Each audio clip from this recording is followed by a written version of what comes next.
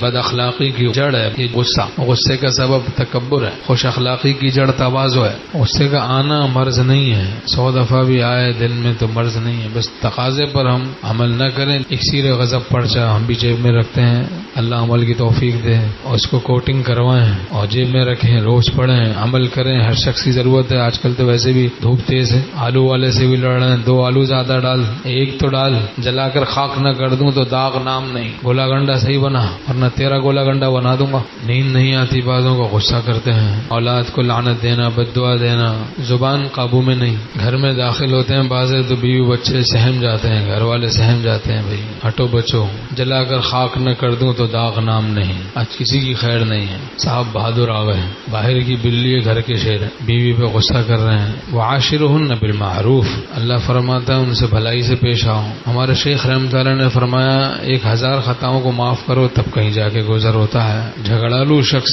اللہ کو بہت ناپسند ہے، جھگڑالو، بعضوں کو جھگڑا کرنے کی بیماری ہوتی ہے، اول فول بکنے کی بیماری ہوتی ہے، تو جب غصہ آئے تو اعوذ باللہ من الشیطان الرجیم پڑھ لیں، اور جس پہ غصہ آ رہا ہے اس سے دور ہو جائیں، اور غصے کی حالت میں کچھ نہ کہیں، اپنی توجہ کسی اور طرف کر لیں۔ دور چلا گیا لیکن توجہ ہٹاتا نہیں ہے، اسی مبغوث کو یاد کر رہا ہے جس پر غضب ہے، غصہ ہے، تو وہ غصہ تو فرونی ہوگا، اعتدال نہیں آئے گا۔ کسی کتاب پڑھنے لگ جائے، دل کہیں اور متوجہ ہو جائے، پھر جلد اعتدال آ جائے۔ تو غصے کی بیماری ہے، تکبر کی بیماری ہے، چین سے نہ بیٹھیں، اس بیماری کی اصلاح کروائیں۔ حدیث پاک میں ہے کہ نرمی پر اللہ جو نعمت عطا کرتا ہے وہ سختی پر نہیں عطا کرتا، اور جس چیز میں نرمی آ جاتی ہے اس میں زینت آ جاتی ہے، جس چیز سے نرمی نکال دی جاتی ہے وہ عیب دار ہو جاتی ہے۔ اور ایک حدیث پاک میں جو نرمی سے محروم رہا ساری بھلائیوں سے محروم رہا۔ اور ایک حدیث پاک میں ہے ان اللہ رفیق یحب الرفق فی الامر کلہ،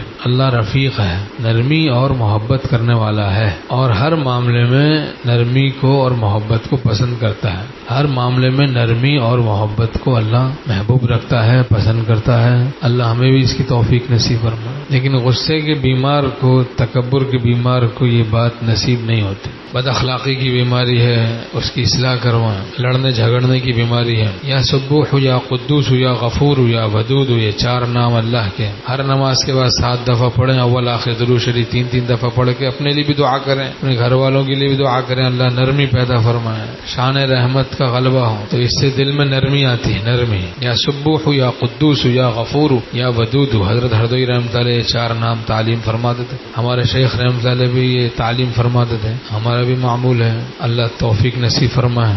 بچوں میں سختی ہے، ان کو بھی پڑھ کے دم کریں، کھانے پینے میں پڑھ کے دم کریں، کھلائیں پلائیں، یا سبوح یا قدوس یا غفور یا ودود، تو لے اللہ کا نام تیرا سب بنے گا کام۔